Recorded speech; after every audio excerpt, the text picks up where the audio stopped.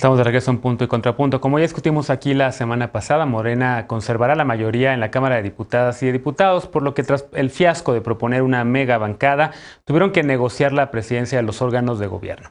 La Junta de Coordinación Política, la JUCOPO, queda en manos de la oposición, mientras que la mesa directiva con Morena y sus aliados. Otros cambios que veremos en la 65 legislatura que se instaló ayer son que por primera vez tendremos una legislatura totalmente paritaria.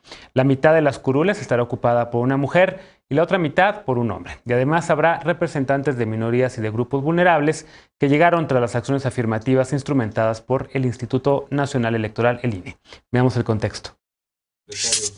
Este sábado, el Tribunal Electoral del Poder Judicial de la Federación ordenó ajustar 2 diputaciones plurinominales. Con esto, la integración de la Cámara Baja quedó por primera vez en la historia con 250 legisladoras y 250 legisladores. Una de las diputaciones que se revocó fue la de Óscar Daniel Martínez Terrazas del PAN, al no haber acreditado que él y su suplente pertenecen a una comunidad indígena de Guerrero. La curul se asignó a las panistas Ana Laura Valenzuela como titular y Mariana Sabanero como suplente. El tribunal también determinó modificar la asignación del Partido Verde en la tercera circunscripción plurinominal integrada por hombres y sustituirla por una fórmula conformada por mujeres. En enero pasado, el Consejo General del INE ordenó a los partidos políticos postular a la Cámara de Diputados a personas de poblaciones históricamente marginadas para atender el mandato del Tribunal Electoral del Poder Judicial de la Federación.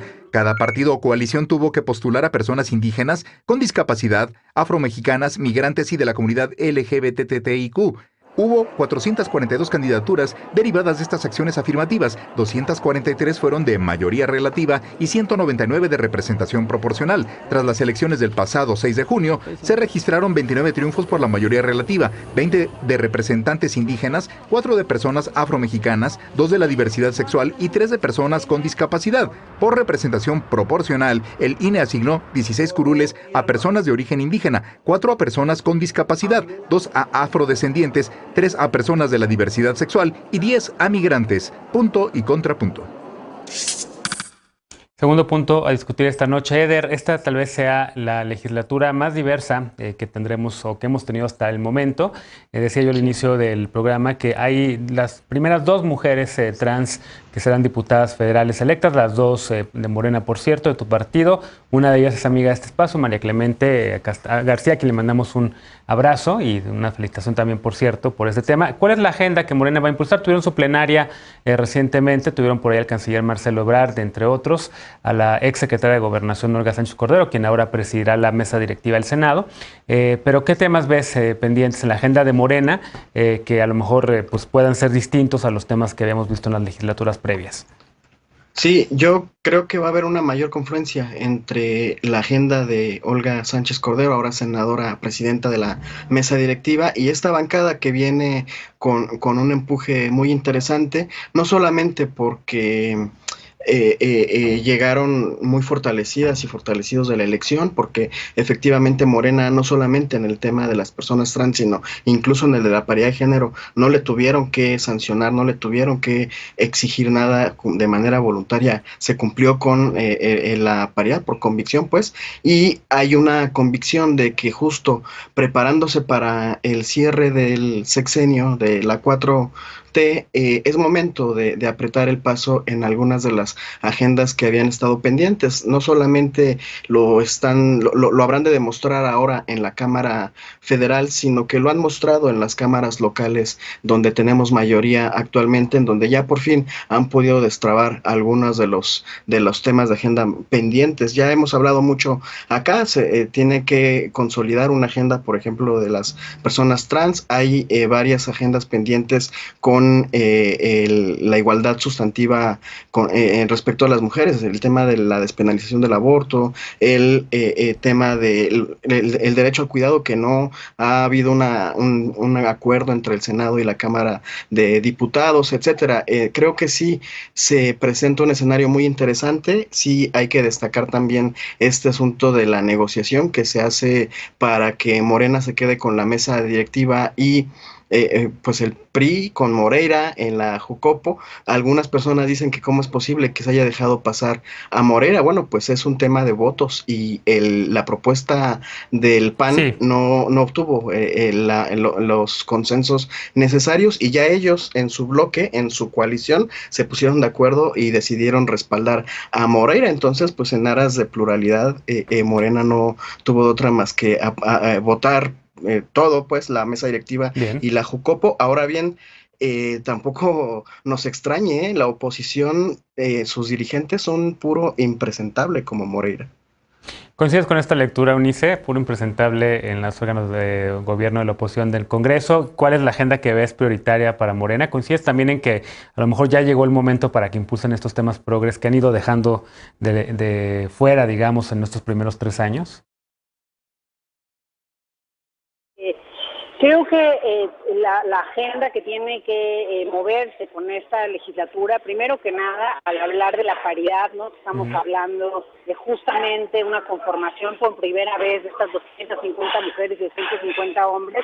Creo que es un hecho histórico que hay que reconocer y que a todos nos ha dado mucho gusto, pero ahora también hay que ver que justamente esa paridad se vea en la agenda de Morena y de los demás partidos, que realmente legislen con perspectiva de género, para que esos espacios que han costado tantos años y la lucha de tantas mujeres a lo largo de estos años también sea reflejado en otros ámbitos, no solo en el ámbito político, sino todavía hay muchos ámbitos en donde falta la legislación adecuada y los cambios y reformas pertinentes para que en esos espacios también se dé esa paridad. A mí me parece esta una de las agendas más importantes que hoy esta primera legislatura con paridad debe de tener, porque finalmente la paridad quiere decir eso, contar con una visión, con una equilibrada, justa y legal en la participación y representación, en este caso igualitaria entre hombres y mujeres, y bueno, además con estas minorías que hoy se les está dando también espacio. Creo que debemos ir buscando la forma en que esto cada vez permee de una manera también más adecuada. Aquí, para llegar a la paridad, se tuvieron que modificar al menos 86 leyes secundarias a lo largo de este tiempo, y bueno, ha sido una lucha muy importante. En el caso de las otras poblaciones, como son indígenas, migrantes y los LGTB, también es importante algunos retos que vemos. Sí. Por ejemplo, yo quiero subrayar el inmigrante, que ganó con solo 5,000 votos, y esto tiene que ver mucho con los mecanismos de participación que faltan todavía afinarse en algunas de estas poblaciones. De acuerdo. Lisa, ¿cómo ves tú el arranque de esta legislatura con estos temas también, los pendientes de Morena?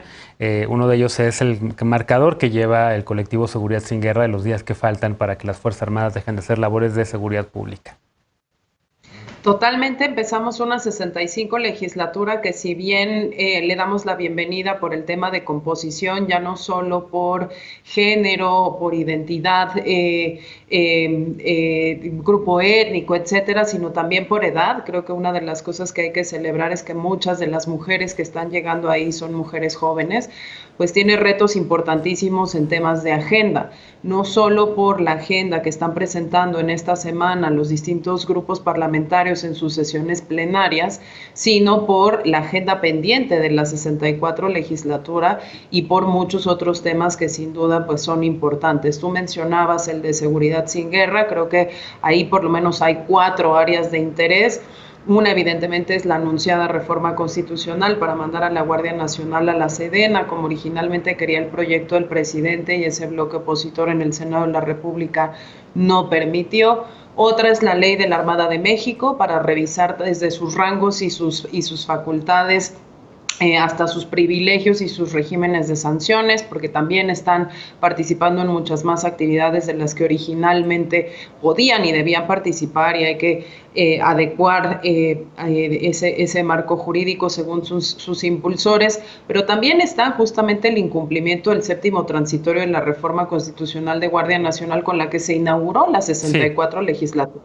y que marcaba justamente ese plazo perentorio al 27, si no me falla la memoria, de marzo del 2024, en donde pues formalmente las Fuerza Armada Permanente, que sería Ejército y Armada de México, pues tendrían que retirarse de las tareas de seguridad pública que hoy tienen. Entonces, no va a ser fácil, creo que habrá ahí retos particularmente importantes, y nada más déjame cerrar con esa integración de la mesa directiva, que de acuerdo a la fuente periodística del Poder Legislativo será la mesa pues que tuvo más votos en contra. Entonces hay ahí también un tema de confianza con el liderazgo de los órganos de gobierno. Así es. Te refieres al tema de los votos que recibió Olga Sánchez Cordero, ¿no? Que me parece que es la que más votos en contra ha recibido. Antes de ella, creo que Diego Fernández Ceballos decía la nota también, ¿no? Por ahí el 2003. Correcto. Y el cambio, ¿no? De los enroques, ¿quién va a coordinar al grupo mayoritario en Senado y Cámara de Diputados? De acuerdo.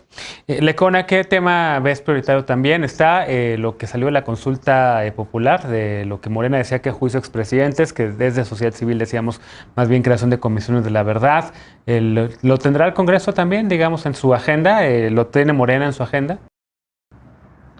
Yo quisiera que así fuera, porque nada más hay que recordar que llegaron diputados como Omar García, ¿no? Aquí Eder varias veces lo ha referido a él como uno de los impulsores de esa famosa consulta mal llamada para juicio expresidentes, en la que después incluso de él mismo y de varios de los recolectores de firmas había como coincidencia de avanzar en estos mecanismos de justicia transicional o de debatir comisiones de la verdad.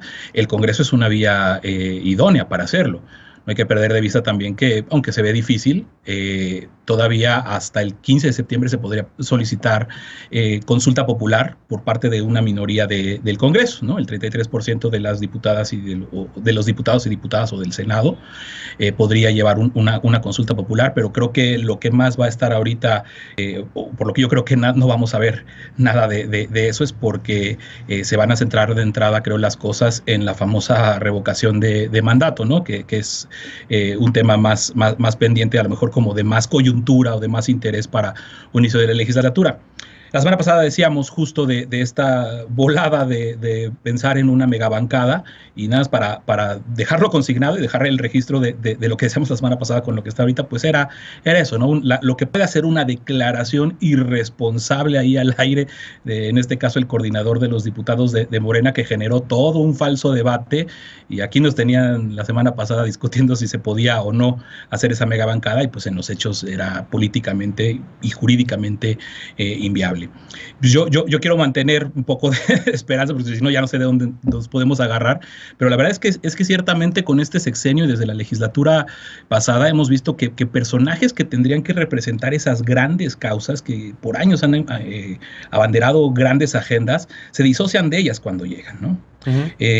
Yo creo que el hecho de que la exsecretaria Olga Sánchez Cordero presida el Senado en este primer año de esta legislatura no va necesariamente a ayudar a que los temas caminen, porque lo que se le exige a una presidencia del Senado es esa neutralidad, ¿no? Ese poder hablar con las fuerzas políticas y demás, y solamente es una cámara. Ojalá me equivoque, ojalá encuentren otras formas, ojalá el momento del país sea otro para avanzar en temas muy sentidos que no se pudieron impulsar en Segov, pero yo mantengo todo mi escepticismo, sobre todo por eso, porque creo que la lealtad al presidente y a su proyecto es lo que rige a las mayorías legislativas hoy por hoy. Bien. Ojalá me equivoque, y también la preocupación que mantiene Elisa sobre el quinto transitorio. Qué lástima que no estuvo en campañas, no hay compromisos específicos para impulsar ese retiro de las Fuerzas Armadas el 27 de marzo de 2024, y otra vez, ojalá me equivoque y ojalá se dé y se cumpla la ley y la Constitución. Contrapunto, Eder, me queda tiempo para un contrapunto. No, pues que esas cosas se van a demostrar. Yo estoy convencido de que el presidente López Obrador está generando las condiciones para que en tiempo y forma se cumpla con la obligación que por ley tiene de sacar a las Fuerzas Armadas de la seguridad pública en el 2024. Él está trabajando para que la Guardia Nacional tenga presencia en todo el territorio nacional. y estoy convencido de que lo va a cumplir, pero como bien dice Lecona, pues eso solamente lo sabremos cuando suceda, ¿no? O sea, ahorita sería especular. Y sobre el tema de Omar García, él mismo ya lo ha dicho en reiteradas ocasiones, le dio COVID, estuvo bastante malo, le mando un abrazo, por cierto, pero sí ha insistido en que él va a impulsar la agenda de la Comisión de la Verdad desde la Cámara de Diputados. A eso llega, él no es militante de Morena, él, su agenda es la que ha impulsado y la que lo hizo acercarse a nuestro movimiento como un actor externo, y eso es lo que va a hacer en la Cámara de Diputados. Es su responsabilidad, fue su compromiso en la campaña, y al asumir él la representación del proceso de promoción de la consulta de juicio expresidentes, pues también fue consecuente con esa postura, ¿no? Ya anunciaron que lo están trabajando, ya anunciaron que lo van a hacer, y bueno, ahora él lo inició como un ciudadano y lo continuará como diputado federal. No veo por qué no lo haría. Así es. A ver, Lecona, puedes contestar si quieres este contrapunto. Adelante. Sí, no, rapidísimo. No sé en dónde puede fundamentar, Eder, que el presidente sí tiene en la mente cumplir la Constitución, si lo que nos está anunciando es que quiere precisamente llevar la Guardia Nacional a la Sedena, al Ejército. Por algo nombró al comandante del Ejército. O sea, no es cierto, no es cierto. El presidente López Obrador quiere militarizar este país hasta los dientes, va muy bien en esa labor, no tiene nada, no corresponde con la realidad lo que dice Eder de que va a cumplir justo esto que estamos hablando, de lo que estamos hablando, que es el retiro de las Fuerzas Armadas el 27 de marzo de 2024. Bien, bueno, tenemos que hacer una pausa, ya se acabó el tiempo de este bloque, lamentablemente. Regresamos después de esta para el último bloque de la noche. El restablecimiento del programa Quédate en México, ordenado por la Corte Suprema de Estados Unidos, complica el escenario de las autoridades mexicanas. ¿Cómo lograr que la migración sea ordenada y respetuosa de los derechos humanos? Regresamos con ese tema punto y contrapunto, no te vayas.